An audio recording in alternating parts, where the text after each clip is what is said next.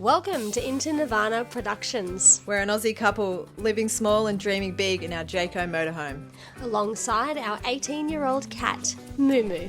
Follow us into Nirvana. Last episode, we upgraded our mattress and table setup, and let's just say the results were not as we expected. If you missed that, feel free to go back and check it out. This episode, we are finally giving you a full review of our van. We cover the electrics, water, drivability, storage, kitchen and bathroom. So whether you're thinking of buying one or you're just curious about how it works with full-time van life, then this video is for you. Don't worry, our usual vlogging adventures will be back later this week, where we head to 1770, and unfortunately, I sustain our first van injury. Hit that subscribe button and the notification bell so you don't miss an upload, and huge thanks to everyone who's already a part of our convoy. So we've decided today that we're going to do a review,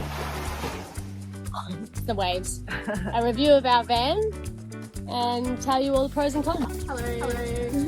So this week we've decided to do a review of our van. We've been in the van for full time now for about 10 months. So we just wanted to share what we've learned about the van and what we think's good, what we think doesn't really work for us. Yeah, essentially.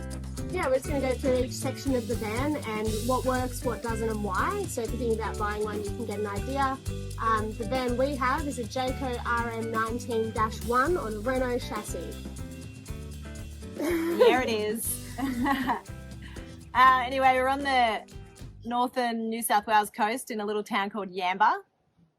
Beautiful little coast on the water, just if you wanted to know. We're actually preparing for Cyclone Alfred at the moment, so we think we might bail and head south, but... We did leave, we drove west inland, and at the time of uploading this, we're still inland, just bunkering down, waiting for it to hit. Anyway. But for now, Jayco RM19-1 review. Yeah. Try to cover everything, but if you have questions, pop them in the comments and we will get back to you in the comments. Okay. Section 1. Alright, so front cabin and drivability. Drives great. Drives like a dream. It's really good. It feels like you're driving, we have a Hilux, it feels like you're driving the Hilux. It feels like a car to me. Yeah, it doesn't feel like you're towing your house behind you, so... If anything, you have to remember that you are. Yeah. It'll do 120 on the highway all day long, so yeah. And it's diesel as well, which is great, so it's really good on fuel. What else we got there? I've got a list here, so I've written, it's got a cute nose and bum. It looks good. Good looking van. The seats are really comfortable. I don't know what their official name is. I think they're called maybe captain seats or pilot seats or something, but that is the most comfortable part of the van to sit in. It's really good. You've got armrests, spacious. Your back feels good. You can put it back, you can put it forward, up, down. It's huge amount of space for your legs. I can put Moo Moo, our cat, I can put my bag and still be comfortable. Yeah, it's spacious. You got an armrest. It feels comfy and spacious. The Apple CarPlay system works really well, and it's easy. You just plug your phone into the USB cord and your maps and your Siri and on messages and everything's all automatically connected. Lane departure warning system I find really helpful, so it beeps when you're going too close to the line. So when I'm trying to get used to driving a big van, it gives you an alert. Oh, and the blind spot alerts. Yeah, all the little mod cons that come with like new cars are great. So you got cruise control, you got lane departure warning. There's blind spot indicators on your side mirrors, which are very handy. Ours for a big van.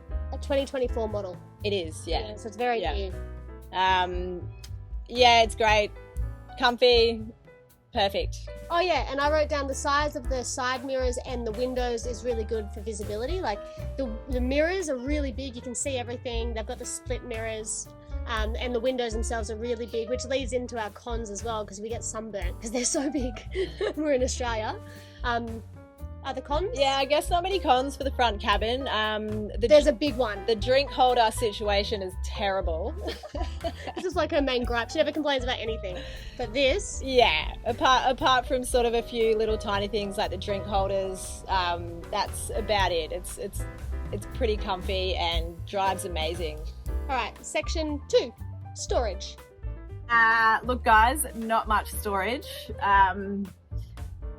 I guess we've sort of moved in from a 3-bedroom house into this little van, so it was always going to be a big change. This is a big problem for us, so we didn't... Yeah, we find like there's not much storage. Yeah. And there's no roof rack.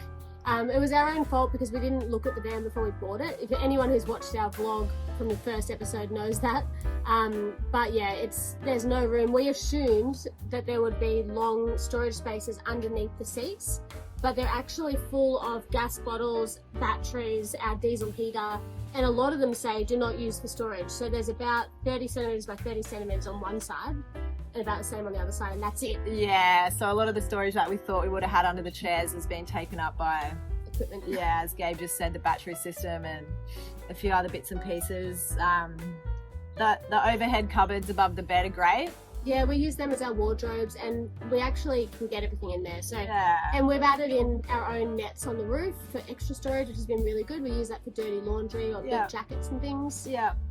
We also added our own bin on the side of the wall. So there's a few little upgrades you can do, which we'll do in a different video, that we've found made it easier for us. Off-grid capabilities, Okay. electrical and water. So it's got 200 watts of solar panels on the roof and a 120 amp hour lithium battery, which is okay if Small. it's always sunny. Yeah, it's okay in the sun. That's the other thing I was going to say. This fan's really good in warm climate because you don't need many clothes, you don't need big jackets, you've got the sun.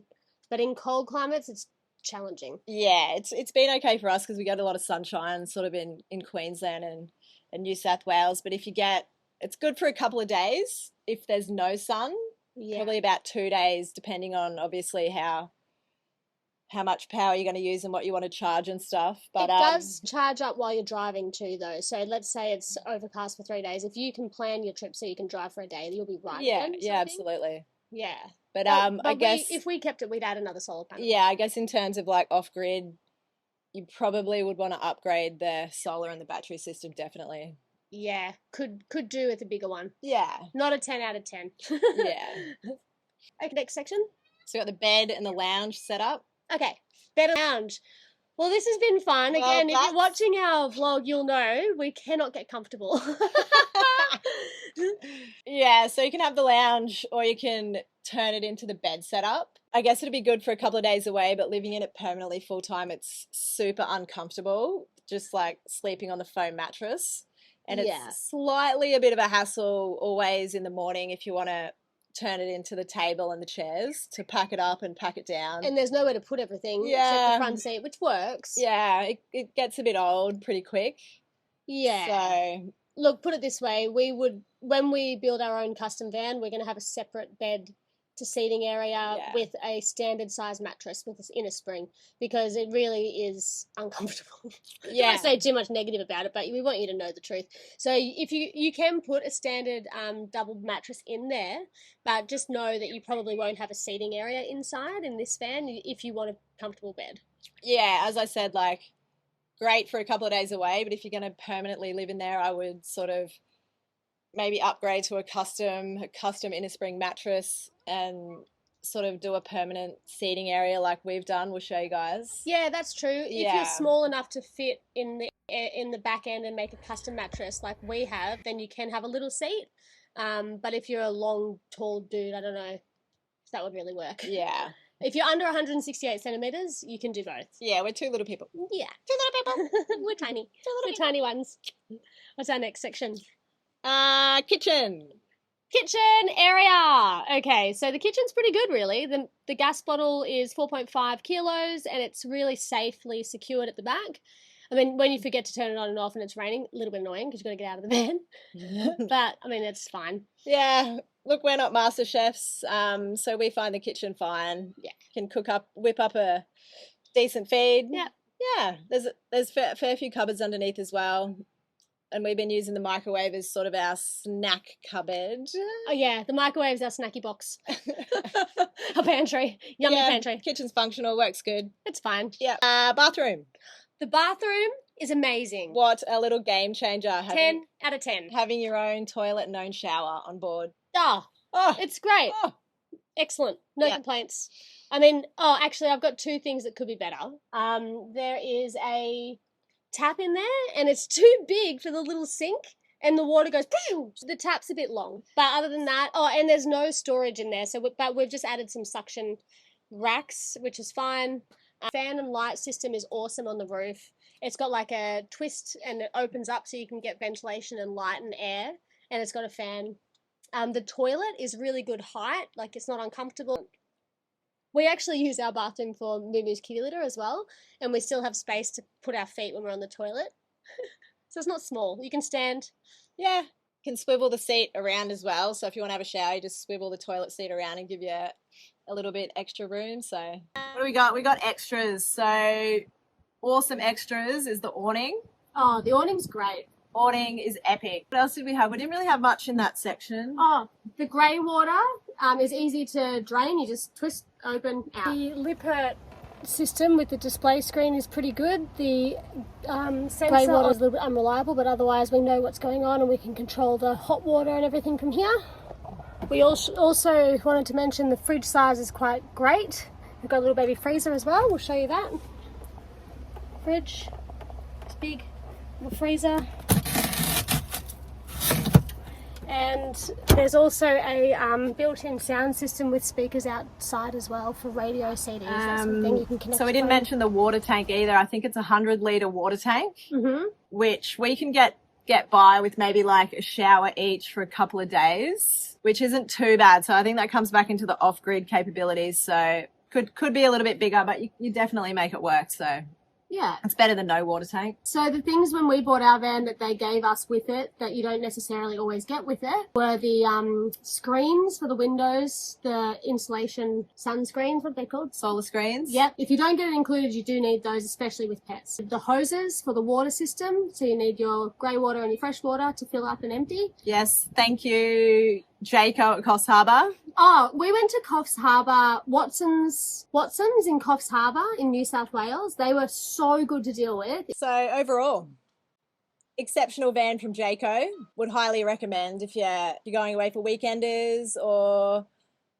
it's maybe more suited to solo travellers if you want to live in it full time, just for sort of the lack of storage. Would also probably recommend upgrading the solar and the battery system if you wanted to go off-grid and live in it full-time. But apart from that, everything you need. Perfect if you're in a hot climate and you want it for adventures. Maybe not the best for living with an animal in there. But we've had no issues, so yeah, happy days. Chuck your questions in the comments, and if you want to subscribe and watch all of our videos, feel free. We do a vlog weekly. But this has just been our Jayco RM.19-1 review. Hope it's been helpful. Anyway, happy travels. See you on the road.